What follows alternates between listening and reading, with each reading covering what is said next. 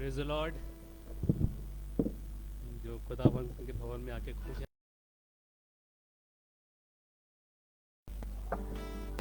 बोल सकते हैं प्रेज द लॉर्ड। खुदावंत भला है। और मालूम एक अच्छी बात, अभी मैंने लास्ट ट्यूसडे को मैंने पढ़ी, रायन में लिखा हुआ था यशाया उसका 13 चैप्टर और 15 वर्स में, यशाया उसका 30वां अध्याय उसकी 15वीं आयत में लिखा हुआ है। जी जी सुनिएगा, लिखा है कि प्रभु यहोवा इज़राइल का पवित्र यूं कहता है। जो खुदावन बात कह रहा है, आज हमसे बात करने जा रहा है, आज वचन के माध्यम से हमको बहाना चाह रहा है, वो लिखा है यूं कहता है। क्या लिखा है? लौट आने और शांत रहने में तुम्हारा उद्धार है। मालूम आज हो सकता है किन्हीं कारणों की वजह से खुदावन से दूर हैं। हो सकता है कि बीमारियों ने इतना घेरा है, होता है कि अरे भाई कोई मेरे साथ खड़ा नहीं हुआ तो अब हम खुदावन के भवन में आएंगे नहीं। या कई बार लोग कहते हैं कि मेरे दुख के समय पे कोई मेरे साथ दिखाई नहीं पड़ा, तो कई बार उन चीज़ों की वजह से लोग पीछे हो जाते हैं, खुदावन कैसे दूर हो जाते हैं। मैं धन्यवाद करता हूँ। लिखा है, मैं नहीं कह रहा हूँ, मैं नहीं कह रहा हूँ, वचन कह रहा है, खुदावन कहता है, यहोवा यूं कहता है कि लौट आने और शांत रहने में तुम्हारा उद्धार। एक काम करना, जब दिक्कतें लगे, जब परेशानी लगे, उसके भवन में उसके हुजूर लौट आना और क्या हो जाना? शांत रहना। लोग क्या कह रहे हैं, लोगों ने क्या बोला है, आपका मन क्या कह रहा है, जाएंगे नहीं, वो सब अटकलों को दूर करके काम करना, अपने आप को शांत कर लेना। आपको याद होगा एक उस बेटे के बारे में जो सब कुछ बेच के चला गया, और जब वहाँ पर सब बिक गया और उसको ये नौबत आ गई कि जहाँ पर उसको सुबह जहाँ चलाते थे वहाँ उसको वो काम करने पड़े थे, तो वो सोच रहा था, तो वो सोचने लगा मेरे पिता के घर में तो इतना है कि आराम से लोग खाते हैं, तो मैं यहाँ पर ऐसा काम करूँ। तो लिखा है जब वो अपने आपे में आया तो वापस अपने पिता के घर लौट आया।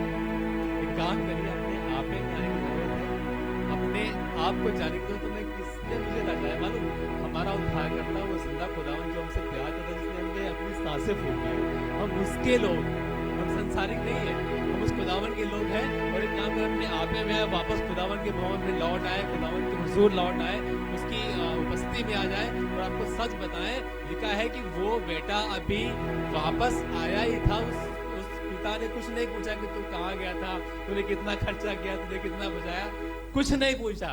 और लिखा है उस पिता ने अपने बेटे को अपने गले से लगा लिया और बहुत चूमा। मैं आपको बताऊं, हमारा खुदावन उससे बढ़कर है, वो हमको बहुत प्यार करता है। वो पूछता नहीं है, कभी उसने पूछा है उसने कि आपने क्या गुनाह किया था? शायद हम जज करते हैं कि भैया मैंने ये बात किया, ऐसी बीमारी आ गई, मैंने उन्होंने ऐसा किया, ऐसी बीमारी आ गई। पर मेरा खुदावन कभी नहीं पूछता कि तुमने क्या गुनाह किया, पर वो एक काम करता है, बाहें फैलाता है और आपको अपने गले से लगा लेता है। हालेलुया! ऐसा है हमारा पिता, ऐसा हमारा खुदावन। तो इस खुदावन की जय जयकार करें, उसके हुजूर में है, उसके भवन में है, तो विश्वास मानिए वो प्रभु, वो परमेश्वर है जो हमारे सब कुछ अच्छा करता है। तो उसने मौका दिया कि हम खुदावन के हुजूर, उसके भवन में आए, उसकी महिमा के। तो एक खुदावन जवाब में खड़े हो और आज उस खुदावन के नाम की जय जयकार करें। क्या करें? जय जयकार करें। मैं विश्वास करता हूँ कि प्रभु आज आशीष देगा और बहुतायत से बरकत देगा और हमारी दुआओं को सुनेगा, हमारी प्रार्थनाओं को सुनेगा। और मैं विश्वास करता हूँ कि आज आराधना करेंगे तो खुदावन कब तक बीच में लगेगा, वो हमारी दुआओं को सुनेगा। इसके नाम पे जय जयकार करें, इसको धन्यवाद। जय जयकार, जय जयकार, जय जयकार, यीशु तेरी जय जयकार, जय जयकार, जय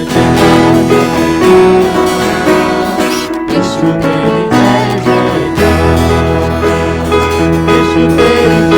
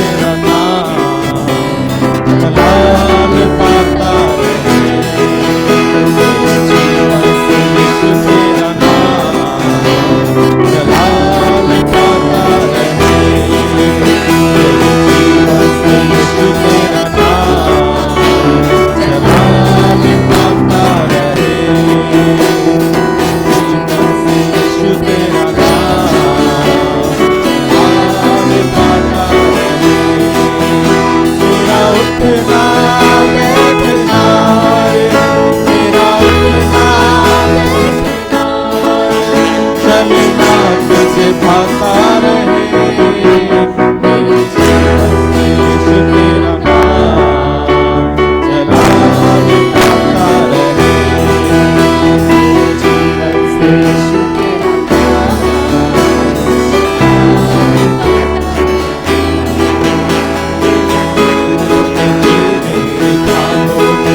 मेरे सारे सवालों जवाबों मेरी सोचों में तू मेरे ख्यालों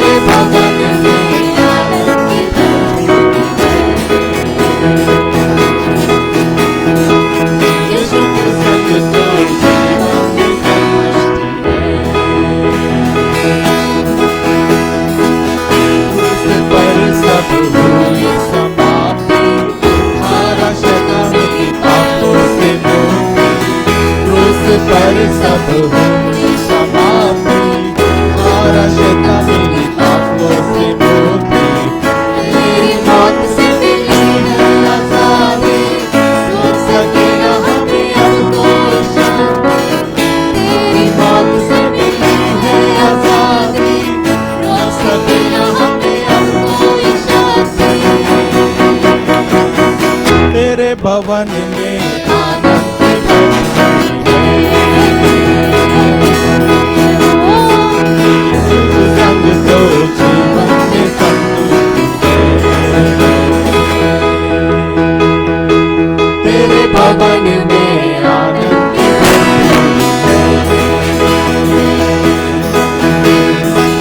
यीशु तू संग तो जीवन में संतुष्टि है।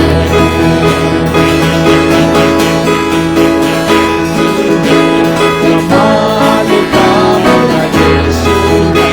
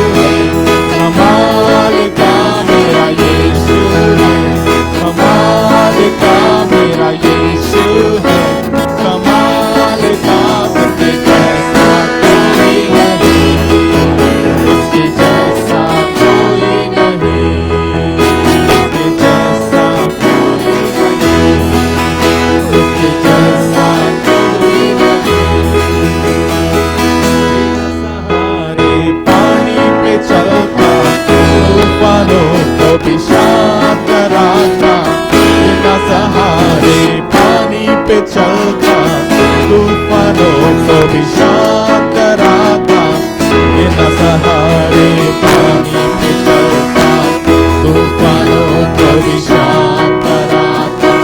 आंधी उसकी बात माने तूफान शांत हो जाए। कमाल का मेरा यीशु है, कमाल का मेरा यीशु है, कमाल का उसके जैसा कोई नहीं, उसके जैसा कोई नहीं, उसके जैसा कोई नहीं, उसके जैसा कोई नहीं।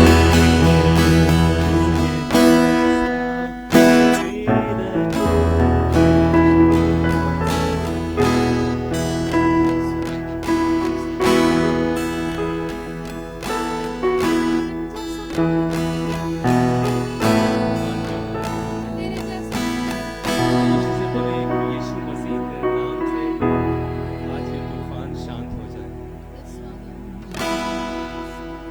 फैमिलीज में है, परिवार में है, शादी कारणों की वजह से है कि आज उस तूफान में यीशु को लाइए, वो तूफान शांत हो जाएगा। बीमारियों पर शायद राज नहीं कर पा रहे, बीमारियां आप पर हावी हो रही, मैं जानता हूँ उस यीशु नाम जो हर बीमारी पर राज करता है, हर बीमारी उसके अधीन है, सारी बीमारियां उसके अधीन है। आज के यीशु मसीह तेरे नाम से बोलता हूँ बीमारी दूर हो जाए। विश्वास करता हूँ उस जिंदा खुदावन के नाम से आज आप आजाद होंगे। आज से चंगाई शुरू हो जाएगी आपकी। हालेलुया। आज से आपके लिए द्वार खुलना शुरू हो। किसी भी सिचुएशन में आज आए हैं आपको लगता है कि अब रास्ता समझ नहीं आ रहा, क्या करें, किसके पास जाएं, क्या ऐसा करें कि हमारे रास्ता खुल जाए। पर मैं जिस नाम को जानता हूँ उस नाम को आपको मैं देता हूँ और कहता हूँ बोले यीशु मसीह के नाम से रास्ते खुल जाए और आपके मात्र कहने से चीजें हो जाएंगी, आपके विश्वास से आज आपके लिए हो जाएगा। मैं जानता हूँ आपके हालात आज कुछ भी क्यों ना कह रहे हो, विश्वास माने कि आज खुदावंद हमारे हालात को बदल देगा। जिस हालात में जिसके पास आज आए हैं, कह प्रभु तेरा शुक्रिया, प्रभु तेरा धन्यवाद। और आज खुदावन आज के उन हालातों में आएगा और बदल के रख देगा। बुला लेगा आपको उस पिता की तरह जो अपने बेटे को देखते ही उसने उसको गले से लगा लिया और बहुत चूमा। मैं आपको बताऊं बहुत प्यार करते हैं आपको, बहुत मोहब्बत करता है वो आपको। आप कैसे भी क्यों ना हो, आज जब उस खुदावंद के हुजूर में हैं, जब ये आवाज आपके कानों में जा रही, विश्वास मानिए वो खुदावंद आपके हालात को बदल देगा। उसकी हालत जिसके लिए होगी उस गीत पे खुदावंद को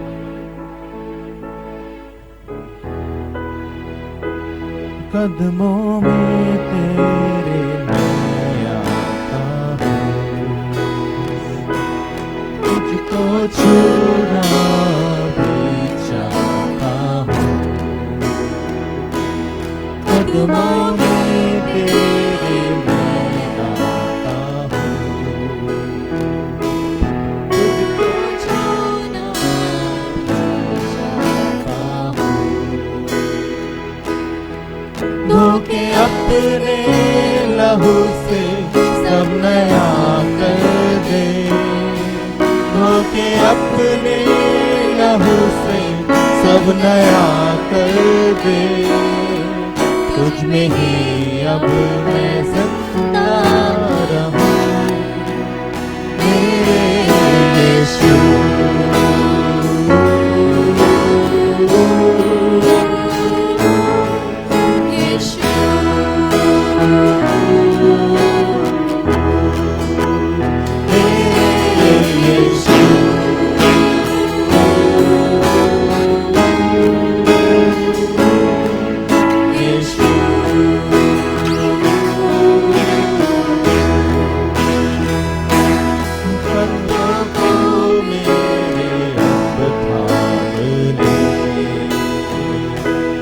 मुझको अपनी तो पहचाने दे, मेरे अब थामे दे, अपनी तो पहचाने दे। अपना रोया दे मुझको ऐ मेरे यीशु, अपना रोया दे मुझको ऐ मेरे यीशु। तेरी खिदमत मैं करता रहूं मेरे यीशु।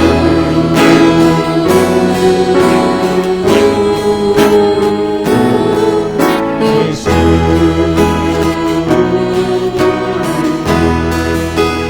मेरे यीशु।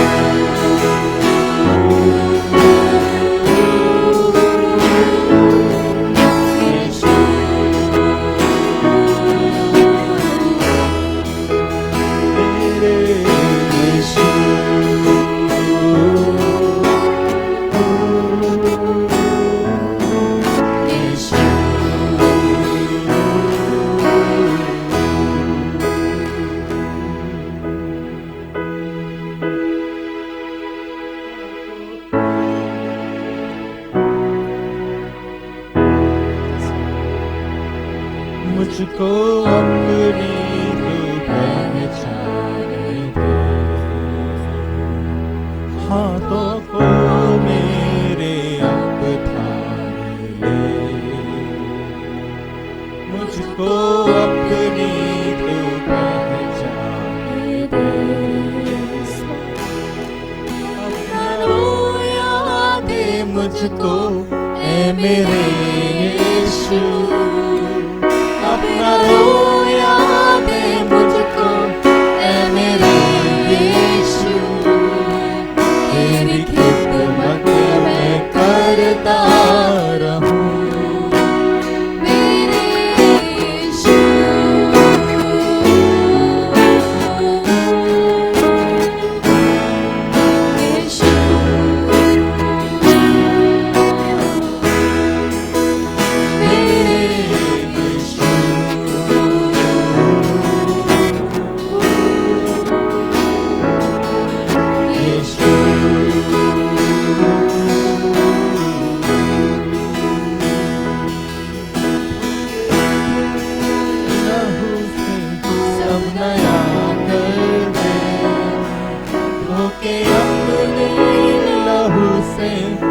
नया कर दे।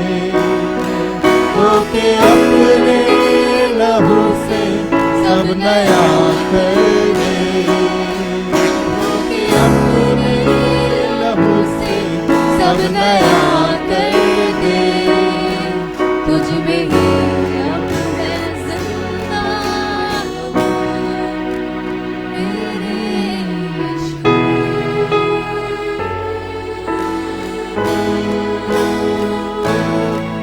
यीशु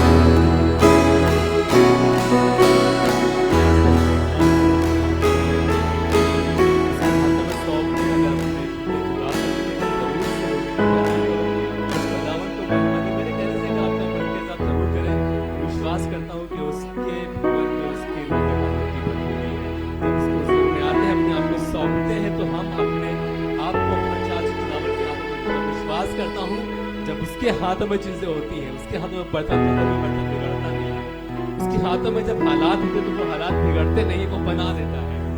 आज चाहे किस कमी में है, सिचुएशंस क्या है मुझे नहीं मालूम, लेकिन मैं एक नाम को जानता हूँ जो सब कुछ कर सकता है। तो आज उसके लहू से अपने आप को साफ करें, क्योंकि अपने लहू से सब नया कर देगा। विश्वास करता हूँ कि सब नया कर देगा। पुरानी बातें बीत गई और अब सब नया हो गया है। विश्वास करें, आपके लिए वो सब चीजें नई हो गई है। खुदा है जो बन गई हो गई है। धन्यवाद प्रभु, आपका धन्यवाद प्रभु, आपका धन्यवाद। आइए एक बार फिर से बात करें, धोके अपने लहू से सब नया कर दे। विश्वास से बोलेगा, मैं विश्वास करता हूँ आज खुदावन आपके विश्वास के साथ काम करेगा।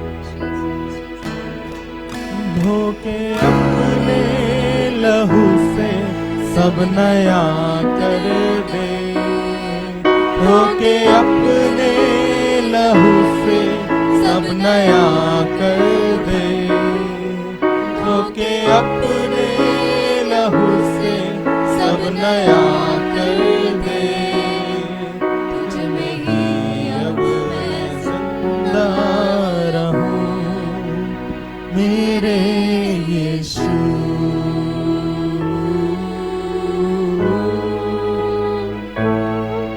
यीशु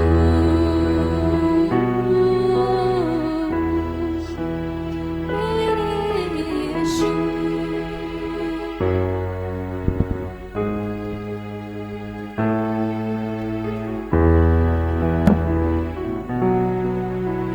हम चाहते तो यही है कि तू सब कुछ नया कर दे। तो नई सृष्टि बना देता है।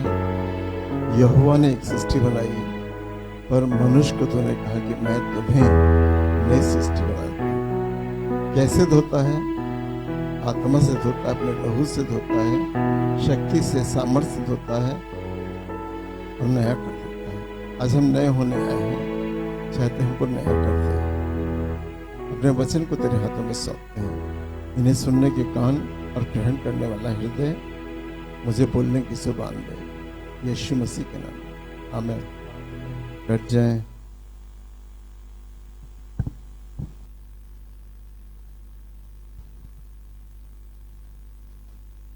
लॉकडाउन के बाद पहला संडे बड़ा पिछले समय से बड़ा खाली खाली लग रहा है। फिर भी जितनों को गैरत है वो यहाँ पर हैं, मजबूरी है वो नहीं आए हैं।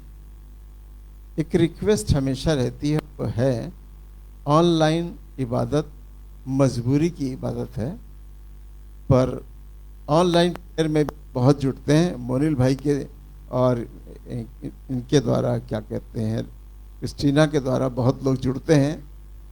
क्या वो लखनऊ में रहते हैं? अगर उनको चंगाई मिलती है तो एक बिलीवर चर्च में आए, ताकि वो चंगाई बरकरार रहे और बीमारियों और के परेशानियों में जाए ना। रिक्वेस्ट यही है कि उनको जाकर मिलें और समझाएं कि आप जिस चर्च जाते हैं, जहाँ भी जाते हैं, अच्छी इबादत करते हैं, ठीक है, आप आना चाहें तो हमारे चर्च आएँ। वहाँ आपको हीलिंग मिलेगी, वहाँ आपको चंगाई मिलेगी, वहाँ आपको नई सामर्थ मिलेगी। बिलीवर कलीसिया को ज्वाइन करें, ताकि आपको बार बार दुआ कराने की ज़रूरत ना पड़े। जैसे मैंने कहा, रोगी क्या है, नीति वचन में लिखा है, सब चीज़ें में मुझे मेरी आत्मा ने रोक दिया कि हर चीज़ें बता बता के आउट कर देते हो, या फिर कुछ चीज़ें अपने अंदर भी रखो।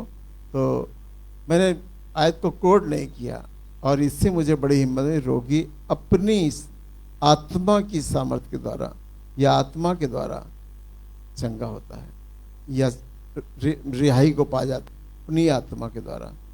आप ढूंढ लेंगे, मुझे मालूम है, नेट पे जाएंगे मिल जाएगा। मैंने नोट नहीं किया, हमने कहा इसको ऐसे रहने दो। अब बताना चाहता हूँ कि मैं सोने हूँ तो एक बार अपना फेसबुक ज़रूर देखता हूँ। सब देखते होंगे जिनको फेसबुक पे मतलब है।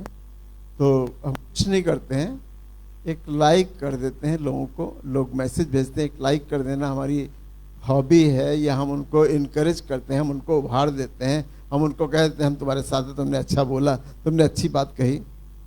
एक अंकुर नरुल्ला बोल रहे थे, और उनके मैसेज को मैंने सुना, और उनकी शुरुआत को मैंने सुना कि उन्होंने अपने जीवन की शुरुआत कैसे की यीशु मसीह में।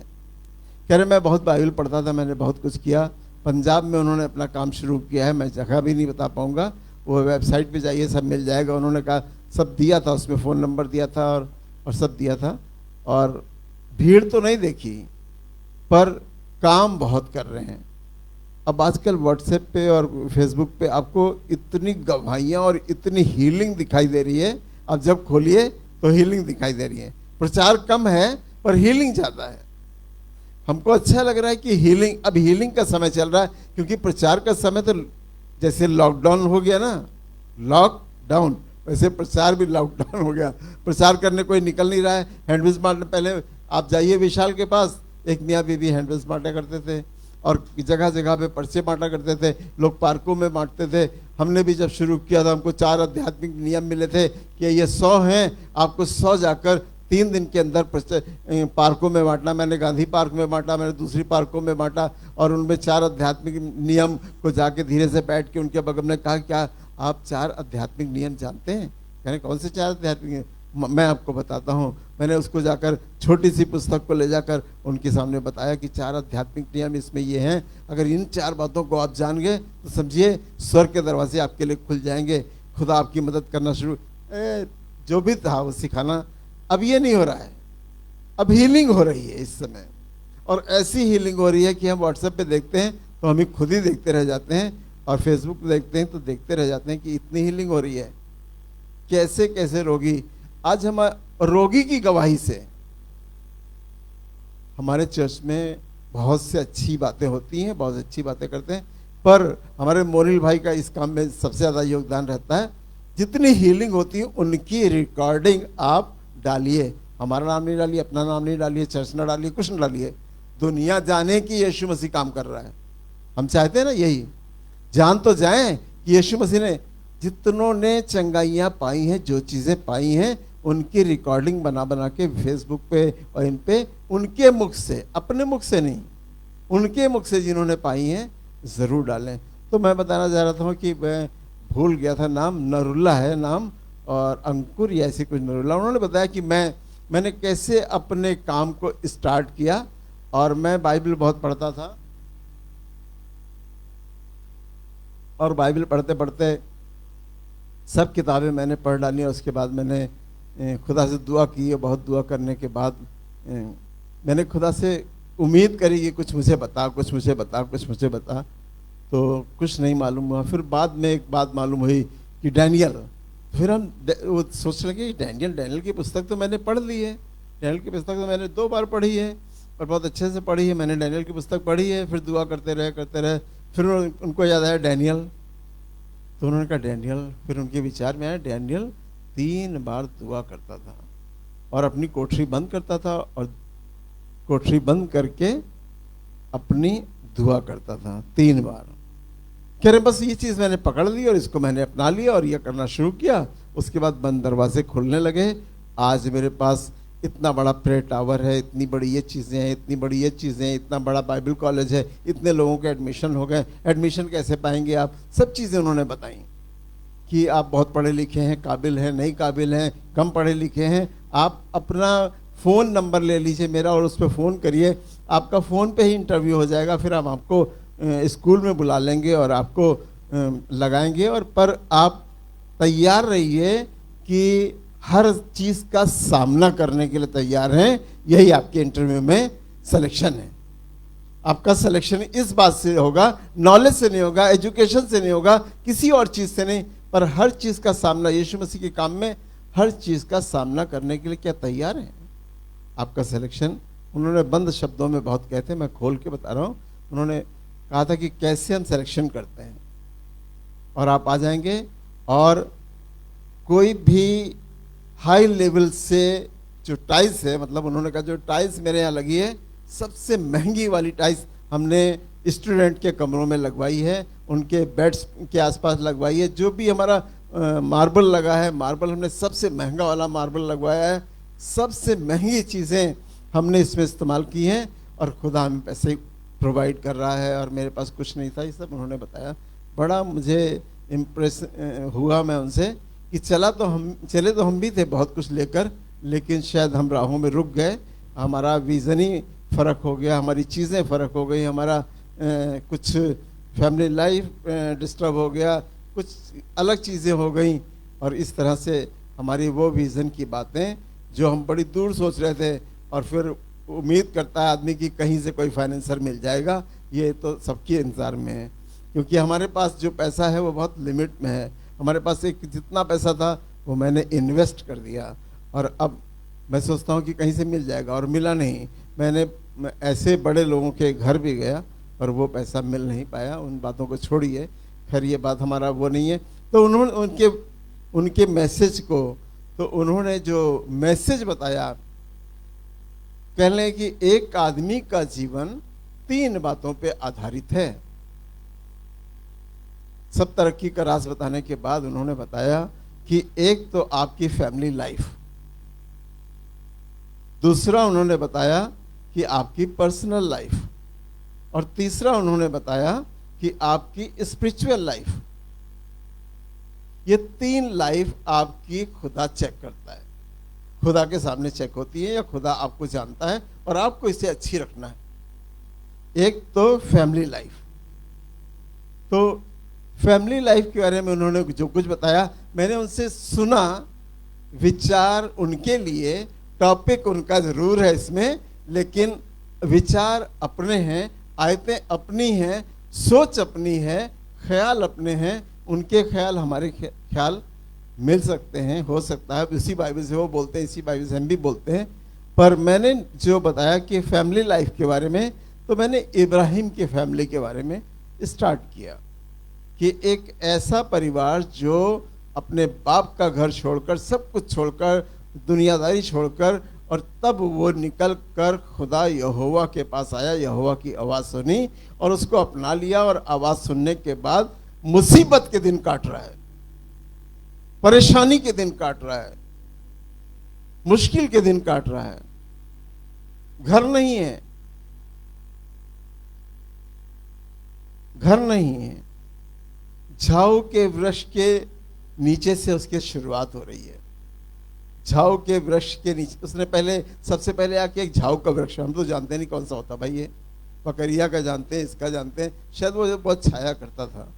उससे उसने सोचा कि यहाँ छाया बनी रहेगी, ठंडक बनी रहेगी, एक झाऊ का वृक्ष लगवाया, और उसके उम्मीद करी कि ये वृक्ष बढ़ेगा और हमें छाया देगा। हम भी ऐसी उम्मीद करते हैं जीवन में कि अगर अमरूद का पेड़ लगाएंगे तो आगे चल के अमरूद देगा, और उसी झाऊ के वृक्ष के नीचे फैमिली की शुरुआत हो रही है, और तकलीफ़ की शुरुआत है, मुश्किल की शुरुआत है, और उसके बाद धीरे धीरे चीज़ें बढ़ती चली गई और तरक्की आती गई। 22वां अध्याय और दूसरे पद को हम पढ़ रहे हैं। यहाँ पर वो फैमिली लाइफ में शुरुआत कर रहा है, और शुरुआत में अभी तक कोई बच्चे नहीं है। बड़ी मुश्किल से, बड़ी दुआओं के बाद एक बच्चा पैदा होता है, अपना जो भाई बीवी से होता है। और दूसरी वाली बात को हम नहीं ले रहे हैं, उसको आप अपने जानते हैं और आपने बाइबल पढ़ी है। और उसने एक इसहाक पैदा हुआ।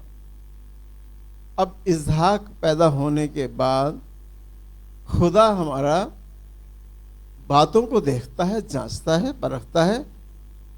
जैसे लोग मुझे देखेंगे तो कहेंगे ये पैसे से बहुत प्रेम करते होंगे, आपकी सोच हो सकती है कि हम पैसे से बहुत प्रेम करते हैं, पैसे के पीछे बहुत भागते हैं। नहीं, हमारी जरूरत भर का पैसा मिल जाता है, हमारा हम संतुष्ट है। हमारी जरूरत भर का पैसा मिल जाता है, हम दूसरों के बिजनेस को देखते हैं तो हम कहते हैं ये एक दिन में 26,000 रुपए का बिजनेस इसने एक दिन में किया, हमने नहीं किया। हम दूसरों को देखते हैं पर हम उनसे टैली नहीं करते, हम उसी में संतुष्ट रहते हैं। हम आपको ये बातें हमारे अंदर हैं कि जिसको थोड़ा करता हूँ उसके बाद संतुष्ट हूँ कि हमने बस, हमको मालूम है आज की हमारी ज़रूरत जितनी है उतना हमने बिजनेस किया है, उतनी हमारी ज़रूरत पूरी हुई है, और इसके बाद आगे के काम देखो। और बैठ के व्हाट्सएप देखो और गवाहियाँ देखो, आप सोचते होगे कि दिन भर ये बस है? उसमें भी हमें उस एंगल पे ले जाते हैं, खुदा आत्मा ले जाता है कि उस एंगल की बात सुनते हैं।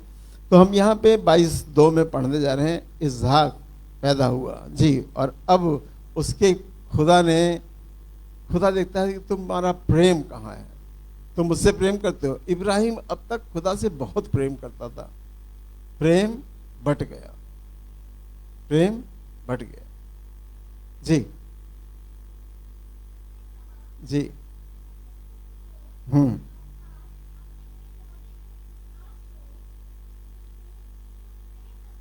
जिससे तू प्रेम रखता है, यहोवा, वैसे तो लिखा सबको मालूम है, यहोवा जलन रखने वाला परमेश्वर है ना, जलन रखने वाला परमेश्वर है।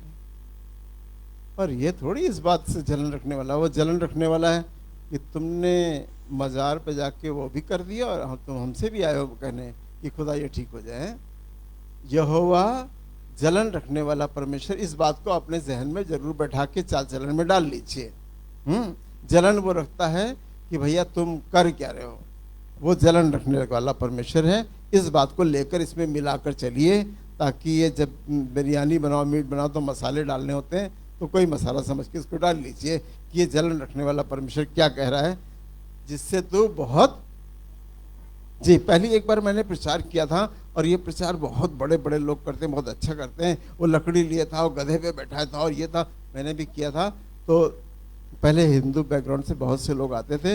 एक औरत उठी, वो भागती भागती भाग गई कि ये कुर्बानी कर देंगे बच्चे की, ये लोग बच्चे की कुर्बानी करते हैं। वो यहीं से यही कुर्सी पे बैठी थी जहाँ पे लड़की बैठी है, वहीं से वो उठ के भागी बहुत तेज, वो डर गई। उसने बहुत ध्यान से मैसेज को सुना, और जब कुर्बान गाह पे ले गया और इसहाक की कुर्बानी होने लगी और वो बात मैंने दर्शाई, तब तक वो उठ के वहाँ से भागी बहुत तेज।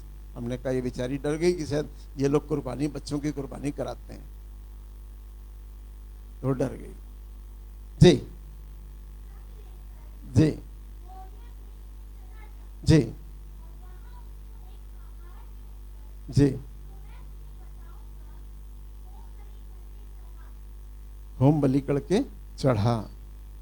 बात खुदा की है, और खुदा हमसे कुछ भी करवा सकता है, कुछ भी करवा सकता है। ये परीक्षा थी इब्राहिम की। अभी इब्राहिम है विश्वासियों का पिता कहलाता नहीं है। विश्वास, एक हर परीक्षा के बाद एक आपको इनाम मिलता है। जो भी परीक्षा हमारे सामने रहती है, उस परीक्षा के बाद हमें इनाम मिलता है, और हर परीक्षा के बाद आपकी उन्नति होती है। अभी तक विश्वासियों का पिता नहीं कहलाता था, पर अब विश्वासियों का पिता कहलाने का एक तरीका बनाया। खुदा ने कहा कि परीक्षा में उत्तीर्ण हो, फिर मैं तुझसे बात करूंगा, पहले उत्तीर्ण हो जी, पास हो जा जी। राम सवेरे तड़के उठा जी और अपने गधे पर जी। काठी कसकर अपने 2 सेवक और अपने पुत्र इसहाक को संग लिया जी और होम बलि के लिए लकड़ी चीर ली।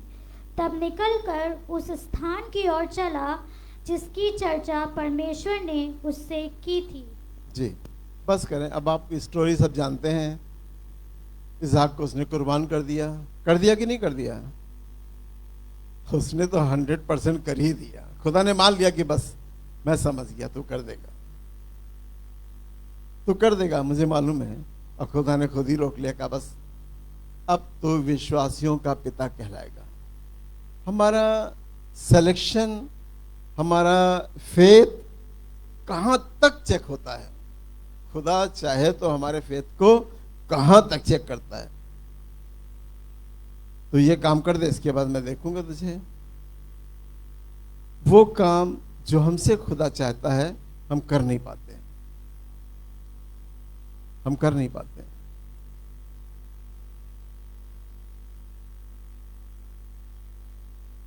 जब हमारे दादा की मृत्यु हुई तो जो काला कंबल पहन के और बहुत डरावनी हालत का एक साधु आया जो मुसलमानों में से होता है, और वो आकर गली में चिल्लाने लगा, अभी एक मौत हुई है, अभी और कई मौतें बाकी हैं, अपना लो।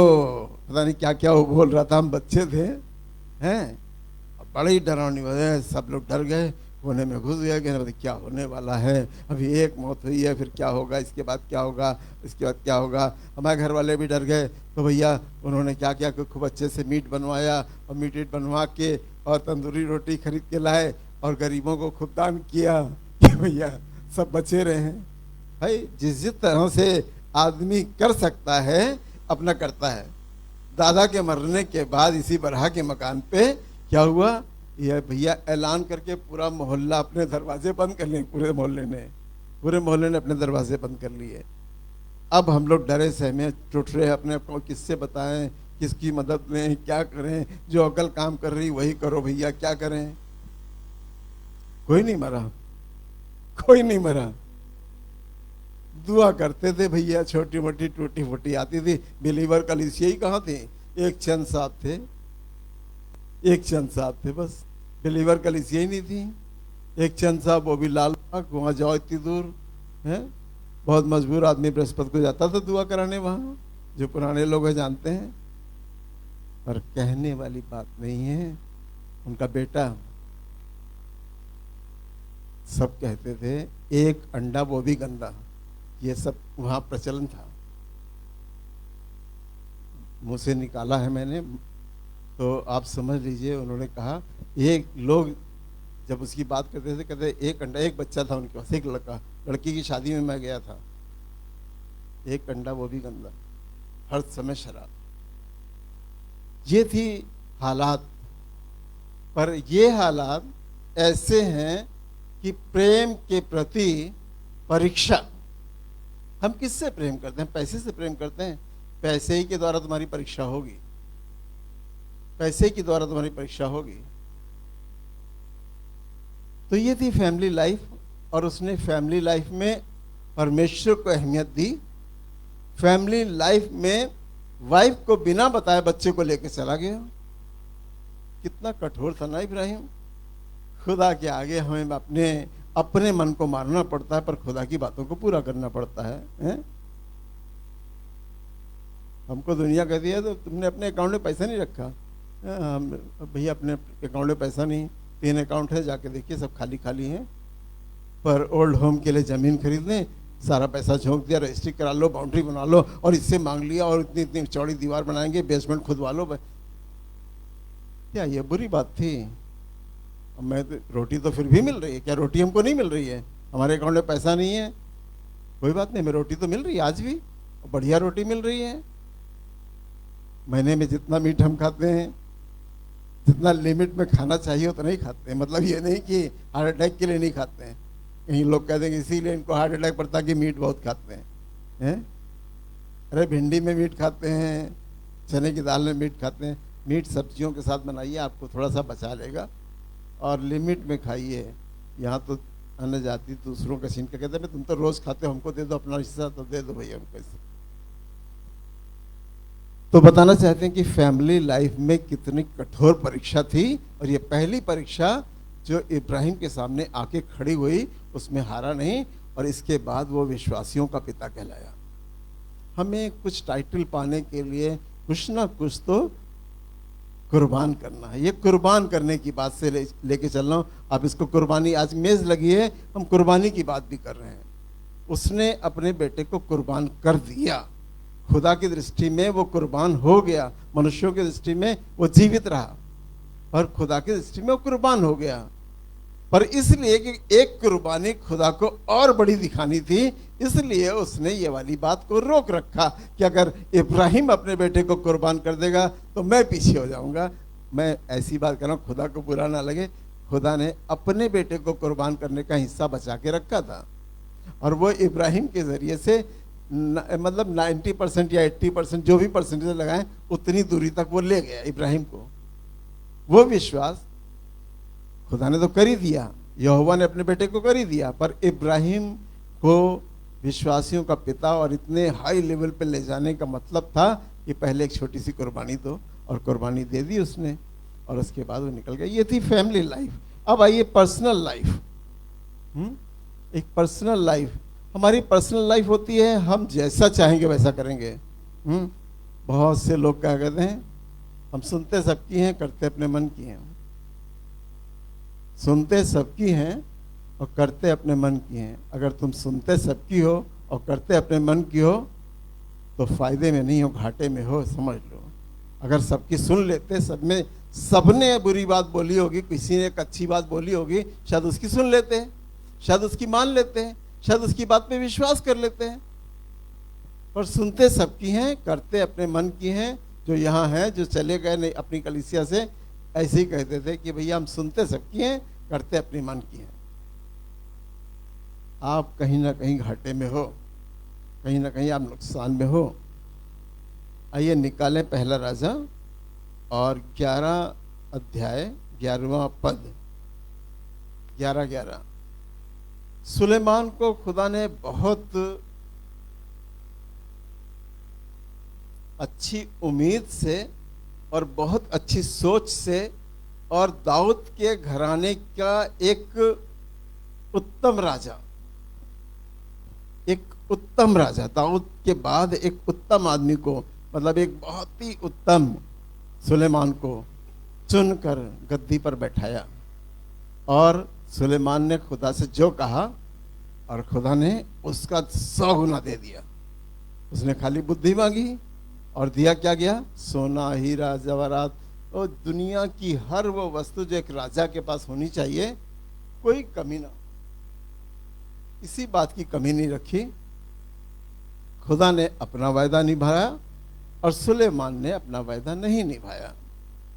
सुलेमान जब राज्य करने लगा, जब पावर में आने लगा, तो थोड़ा सा डगमगाने लगा। कुछ शुरुआत अच्छी थी और शुरुआत के बाद थोड़ा बहक गया। जो अब उम्र बढ़ती है, चीज़ें बढ़ती हैं, तरक्की दिखाई देती है, हम अपने वो सोचने लगा कि शीबा की रानी भी मेरी तारीफ करने आती हैं। ये छोटी छोटी चीज़ें उसको उभार के पता नहीं बुराइयों की तरफ लेती चली गई। और खुदा ने एक दिन, यहोवा ने उसकी पर्सनल लाइफ में डिस्टर्बेंस डाला और उससे बातें की और कहा, जी माइक इधर है, या तो इधर आ जाओ और या तो माइक ले लो। इसलिए यहोवा ने सुलेमान से कहा, जी यहोवा सुलेमान से अब बातें कर रहा है। एक दिन कब बातें कर रहा था? कब बातें कर रहा था सुलेमान से?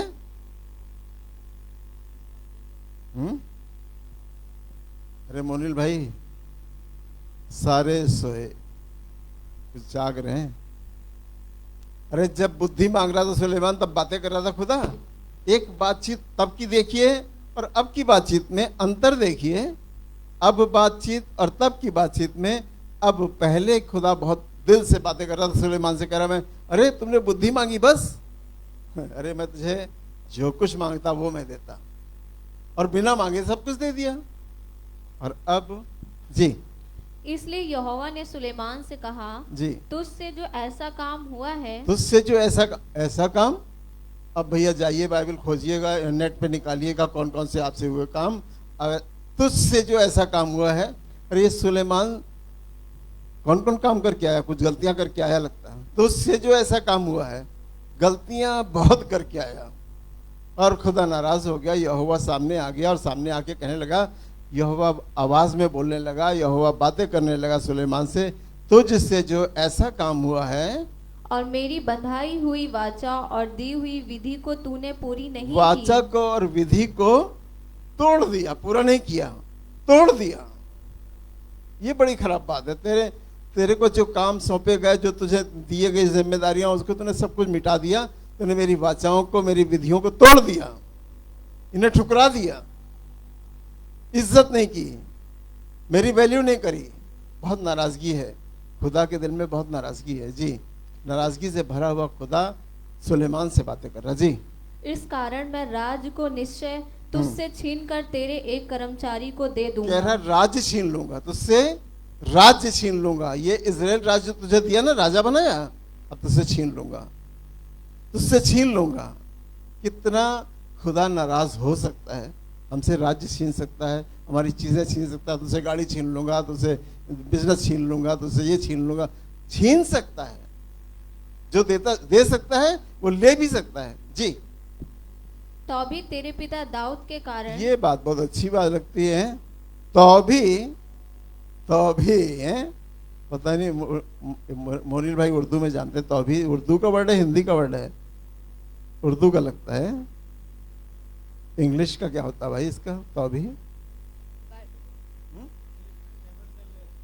नेवर देन लेस, उर्दू का ये है, और हिंदी का और कोई भी कठोर शब्द होगा।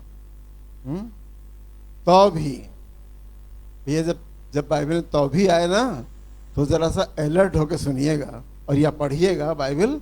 जब तो भी लग जाए तो अब कुछ खुदा नम्र होता दिखाई दे रहा है।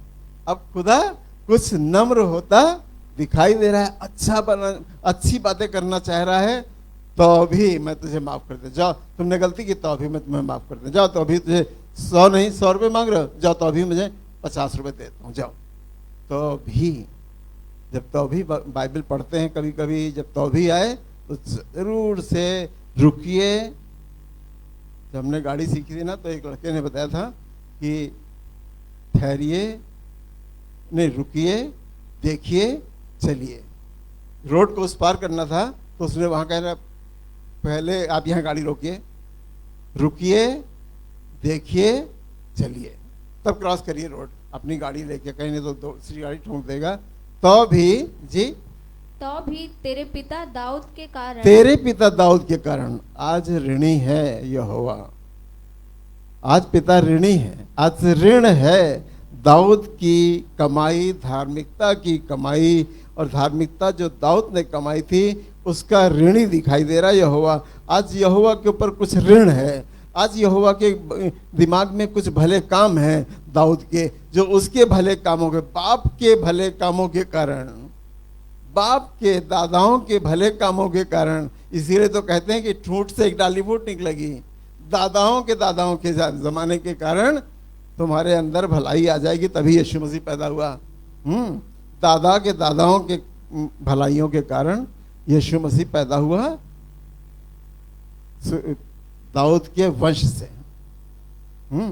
जी, तेरे दिनों में ऐसा ना करूंगा। छोड़ दिया गया भाई। तेरे दिनों में मतलब जब तक तो जीवित है तब तक मैं, जो विद्रोह मेरे दिल में दिमाग में आया है, मैं तेरे दिनों में, तेरी पीढ़ी, तुझ तक मैं ऐसा नहीं करूंगा। इसके बाद तो मैं करके दिखाऊंगा। खुदा ने कुछ ठान लिया है, माफ किया है, पर सुलेमान को माफ कर दिया कि तूने सब विधियां तोड़ दी, तूने सब रिकॉर्ड तोड़ दिया, तूने सब गंदा कर दिया, एक अंडा वो भी गंदा। फिर भी तेरे बाप के कारण, तेरे दाऊद के कारण मैं क्या करूंगा? ऐसा ना करूंगा। ऐसा ना करूंगा, चीजें बर्बाद नहीं करूंगा। इसका मतलब कि आने वाली पीढ़ी में कर दूंगा, यही इसका मतलब है। इसका खुलासा यहां से यही होता है कि आने वाली पीढ़ी में सब गड़बड़ा जाएगा, पर अभी तेरे बाप के कारण मैं ऐसा ना करूंगा। जी, परंतु तेरे पुत्र के हाथ से राज्य छीन लूंगा। तेरे पुत्र के हाथ से राज्य मतलब पीढ़ियां टूट रही हैं, बिगड़ रही हैं, गड़बड़ा रही हैं। तेरे पुत्र के हाथ से, सुलेमान के पुत्र के हाथ से राज्य छीन लूंगा। जी, और किसको दे दूंगा? फिर भी मैं पूर्ण राज्य को तो ना छीन लूंगा। फिर भी, अभी फिर भी में मजा होता है, तो अभी में मजा था, फिर भी में मजा है। और कह रहा है कि थोड़ा सा रखूंगा, थोड़ा सा रखूंगा। अरे वो हमदर्दी सबकी करता है। मैंने पिछली बार बताया था कैन की हमदर्दी करी, हाबिल को कैन ने मार दिया फिर भी कैन की हमदर्दी करी। तो हमदर्दी थोड़ी बहुत तो रखेगा। उसने कहा कि भाई इस्माइल की हमदर्दी करी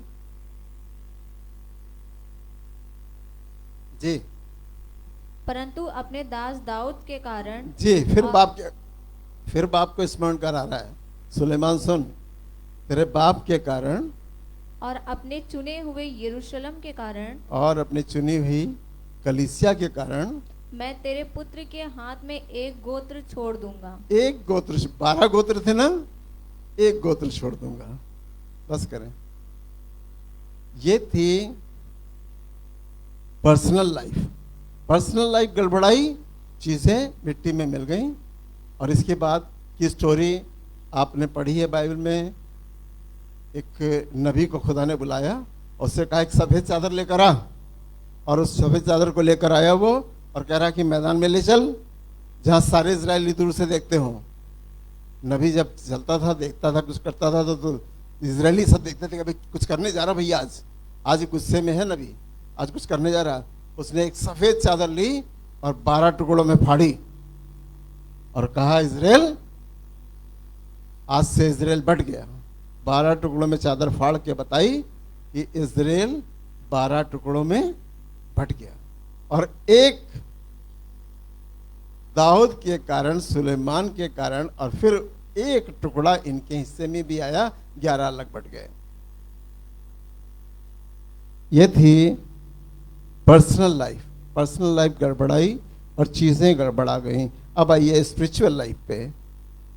अब आइए स्पिरिचुअल लाइफ पे।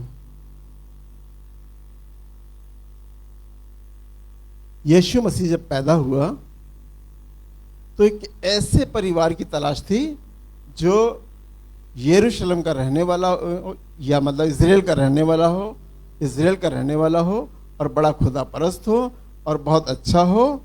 और इसलिए यूसुफ को चुना गया। इसलिए यूसुफ को चुना गया कि मैं अपने पुत्र को किसके घर पैदा करूं। यूसुफ का कोई मतलब नहीं था ना, दुनियावी देखने में बाप, पर बाप नहीं। सबको मालूम है ना, मरियम तो गर्भवती पवित्र आत्मा के द्वारा हुई, पर दुनिया के देखने में यूसुफ यीशु मसीह का पिता, पर दुनिया के देखने में और पालन पोषण करने में परिवार अच्छा रहे, धार्मिकता का परिवार रहे, याजक के घर पैदा करें, तो याजकी करता था। आपको मालूम है, पढ़ा है, जब अपनी पारी की उसमें गया तो उसकी जुबान बंद हो गई और उसने ये देखा, दर्शन देखा, यीशु मसीह कैसे पैदा हुआ, सब आपको मालूम है। आप सब पढ़े लिखे लोग हैं, खूब बाइबल आपको मालूम है। पर यीशु मसीह के पैदा होने के समय में यीशु मसीह को, यहोवा को तलाश थी कि कोई स्पिरिचुअल लाइफ वाला मिले, मैं अपने पुत्र को वहीं पैदा करूंगा, वहीं पे उसका परवरिश होगी। और एक ऐसी औरत की तलाश थी जो खुदा परस्त हो, जो खुदा के मानने वाली हो और पूरी तरह से पवित्र हो। और हर बात में, बहुत सी स्त्रियां उस समय इंतजार में थी कि यीशु मसीह शायद मुझसे पैदा होगा। देखो मैं भी जाती हूँ, बराबर दुआ करती हूँ, मंदिर में जाती हूँ। ये मैंने किताबों से पढ़ा, कहीं बाइबल में नहीं लिखा है। लेकिन उस समय भविष्यवाणियों को देखते हुए, पैदा होने के समय आते आते बहुत सी स्त्रियां इस बात में अपने आप को अच्छा रखती थीं। पर जब यीशु मसीह पैदा हुआ तो खुदा ने, यहोवा ने उस मरियम को तलाशा, ये औरत है जिसके द्वारा यीशु मसीह पैदा होगा, जिसके गर्भ से पैदा होगा। कहीं ना कहीं तो किसी के गर्भ से पैदा ही होना था, आसमान से तो यीशु मसीह टपकना नहीं था, तो इसलिए गर्भ से पैदा होना था। तो मरियम को चुना गया। और पिता किसको ठहराऊंगा? यूसुफ को, जो याजकी करता हो, और याजक का पद था उसके पास, और याजकी करता था। और यीशु मसीह वहां से पैदा हुआ। और पैदा इसलिए हुआ कि इस घर से मुझे, ये याजक हमेशा कुर्बानी चढ़ाता है, तब इसको कुर्बानी चढ़ाने में दर्द नहीं होगा, इसको कुर्बानी चढ़ाने में दर्द नहीं होगा। अगर इसका पुत्र भी कुर्बान कर दिया जाएगा तो इसे दर्द नहीं होगा, क्योंकि बछड़ों की, जानवरों की कुर्बानी से वाकिफ है ये। ये वाकिफ है, तो इसलिए दर्द नहीं होगा इसको। वो बहुत परेशानी नहीं हो, खुदा का तरीका है भाई, खुदा ने करा, खुदा ने लिया, खुदा ने दिया, उसको सब मालूम है। तो इस तरह से वो, तो यूसुफ के घर मरियम के द्वारा यीशु मसीह की पैदाइश हुई। आइए रोमियो निकालें 12 अब यीशु मसीह बड़ा होते होते अरे 17-16 साल की उम्र में उपदेश देने लगा, उपदेश देने लगा। रोमियो 12 पद। जो उपदेशक हो जी, वो उपदेश देने में लगा रहे। अब अलग अलग काम बांटे जा रहे हैं, वर्क। यीशु मसीह सबसे पहले उपदेशक था। अभी कोई हीलिंग करी उसने? कोई हीलिंग करी? अरे यरूशलेम अपने माँ बाप के साथ गया था, कोई हीलिंग करी? नहीं करी।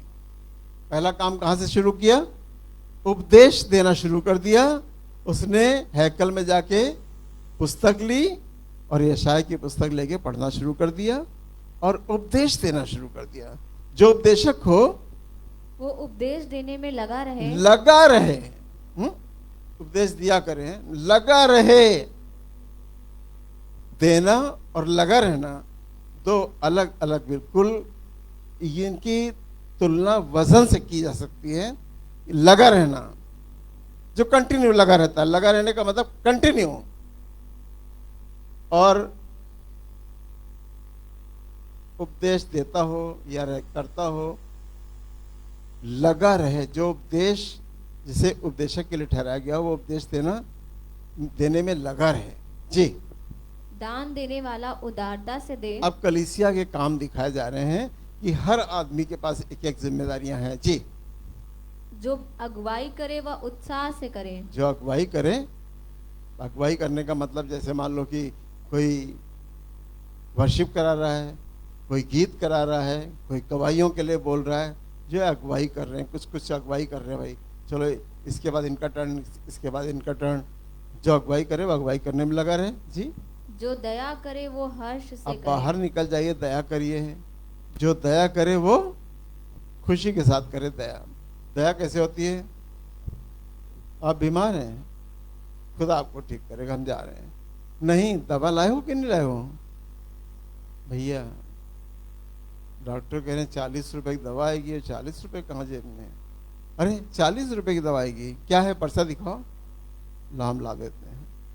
40 रुपए की दवा ला दी, आपने दया कर दी। दया, और भी दया बहुत तरीके से की जा सकती है। मैं तो एक एग्जांपल बता रहा हूँ, दया बहुत तरीके से की जा सकती है। जी, दया, आपके हृदय में दया वाली भावना होनी चाहिए। आपके हृदय में दया वाली भावना होनी चाहिए। मेरे हृदय में तो दया वाली भावना कैसे है, मैं अभी एग्जांपल बताता हूँ आपको। एक औरत को मैंने देखा अभी 4-5 दिन पहले, वो एंग्लो इंडियन है और छोटी सी फ्रॉक पहन के एक दुकान पे आई और एक उबला अंडा उसने मांगा। अंडा अभी उबल रहा था तो उसको एंग्लो इंडियन समझ के कुर्सी दे दी गई और बैठा दिया गया। और मैं वहाँ खड़ा था, मैं उसको देखता रहा। तो हमने जो छोटी बच्ची से पूछा कि ये औरत क्यों बैठी है, तो कह रहे एक उबला अंडा लेने आई है। हमने कहा एक उबला अंडा लेने आई है इसके, और वो बार बार निकाल के सिक्कों को गिन रही थी और फिर मुट्ठी में रख रही थी, देख रही थी कि जितने ये मांगेगा उससे कम तो नहीं है। बार बार वो गिन, जब पैसे कम होते तो आदमी बार बार गिनता है, और बार बार वो सिक्के को गिन रही थी और बार बार वो मुट्ठी में दबा रही थी। और हम उसको बार बार देखते थे, इधर मुँह कर देखते थे। जब तक अंडा उबलता रहा वो थोड़ी थोड़ी देर में फिर बार बार पैसे गिनती थी, बार बार मुट्ठी में दबा लेती थी। रात मेरे सपनों में आती रही। हमने कहा कि मैं सुबह उठूंगा और जाकर उसका पता लगाऊंगा ये कहाँ रहती है, उससे कहूंगा कि मेरे घर रहो और मेरी रोटी खाओ और अंतिम संस्कार तुम्हारा मैं यहाँ कर दूंगा, मुझे कोई चीज़ की तुम्हें कमी नहीं होगी, कमरा खाली पड़ा है, मैं लेकर आऊँगा। मैंने गया और बातचीत करी, पर उस मुकाम तक नहीं पहुँच पाया, उसके घर तक नहीं पहुँच पाया कि कोई हिंदू आदमी ने अपने यहाँ पे रखा हुआ है, कहीं छोटी मोटी जगह दे दी होगी सोने वोने की। फिलहाल मुझे वो नहीं मिली और अभी ऐसा नहीं कि तलाश जारी नहीं है, तलाश जारी है। तो दया जी, और बढ़ाएं आगे, आगे बैठ जाएगी तो हम धन्य हो जाएंगे। अगर वो आ गई हमारे घर और यहाँ चर्च में बैठ गई और हमारी रोटी खाने लगे तो हम धन्य हो जाएंगे। हम तो इस तलाश में। जी, प्रेम निष्कपट हो, जी बुराई से घृणा करो, जी। भलाई में लगे रहो। ये सब बातें तो आप बहुत अच्छे से जानते हैं ना, करते ही रोज रोज बुराई करते हैं रोज घृणा करते हैं बुराई से, नहीं बुराई करते नहीं, बुराई से घृणा करते हैं भाई। और भाईचारे के प्रेम से हाँ। एक दूसरे से स्नेह रखो। ये बात है, भाईचारे के स्नेह से एक दूसरे से स्नेह रखो। हम प्रेम तो करते हैं, अभी मालूम हो कि कोई प्रेम जताए बिना प्रेम दिखाए। हम प्रेम दिल में रखते हैं और जताए ना, या उसके वक्त पे काम ना आए तो फिर कंधा लगाने के लिए तीन पहुंचे हैं भैया कोरोना, हम तो कंधा लगाने नहीं जाएंगे, कोरोना चल रहा भैया, हम प्रेम तो रखते हैं उनसे, हम जाएंगे नहीं, हम कंधा नहीं लगाएंगे। हैं कोई नहीं पहुंचा बेचारे, कहीं कहीं तीन लोगों ने कंधा लगाया, कहीं तो कहीं एक माली को कहा कि भैया जरा हाथ लगा दो, जरा नीचे उतरना है। प्रेम तो रखते हैं। सिलेक्शन और क्या कहते हैं कि परीक्षा और ये सब चीज़ें मिल मिलाकर ही देखी जाती है। सारी चीज़ें, खुदा सब बातों को चेक करता है, एक बात को नहीं चेक करता, सब चीज़ों को चेक करता है।